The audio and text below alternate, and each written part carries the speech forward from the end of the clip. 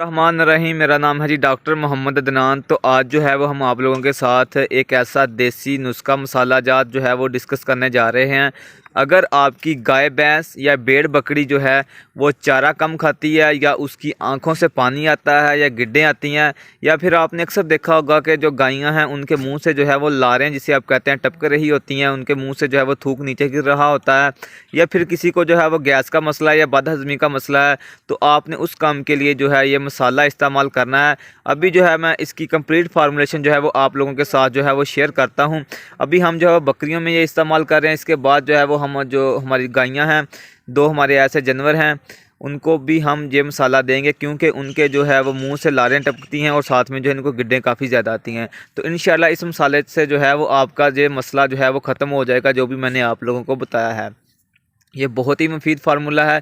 इसमें जो जो आइटम्स हमने इस्तेमाल किए हैं पहले मैं वो बताता हूँ आपको, उसके बाद उनकी जो है वो प्रॉपर रेशो जो है वो आप लोगों के साथ जो है मैं डिस्कस करता हूँ।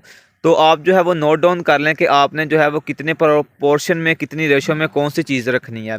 तो सबसे पहले इसमें जो आइटम्स इस्तेमाल होंगी वो मैं आपको बता दूं कि इसमें सौंफ इस्तेमाल होगी, अजवाइन इस्तेमाल होगी, इसके बाद रिविंड चीनी इस्तेमाल होगी, इसके साथ साथ इसमें सोंड इस्तेमाल होगी, काला नमक इस्तेमाल होगा, मोटी इलायची इस्तेमाल होगी और चरायता इस्तेमाल होगा, सफ़ेद नमक इस्तेमाल होगा, मीठा सोडा इस्तेमाल होगा। ये आइटम जो हैं वो इस फार्मूले में इस्तेमाल होंगी। अब जो है मैं इसकी जो है रेशो वो भी आप लोगों के साथ जो है वो डिस्कस कर देता हूँ। सबसे पहले आपने जो है वो जो है अजवाइन वो लेनी है आपने 400 ग्राम।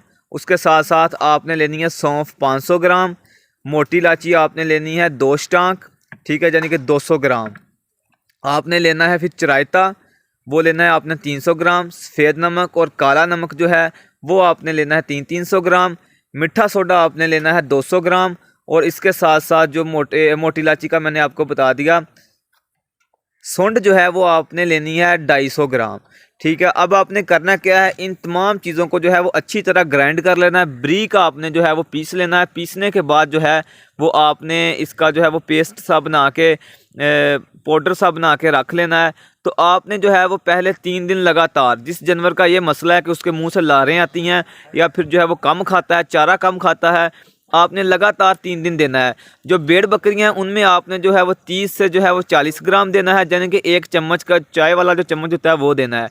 जो आपकी गाय या भैंस है उसमें आपने जो है वो 200 से 250 ग्राम देना है और 3 दिन लगातार देना है। उसके बाद आपने जो है वो हफ्ते में जो है वो 1 से 2 बार ये मसाला लाजमी देना है। तो इंशाल्लाह गारंटी के साथ जो है वो आपका जानवर जो है वो चारा पहले से ज़्यादा खाएगा।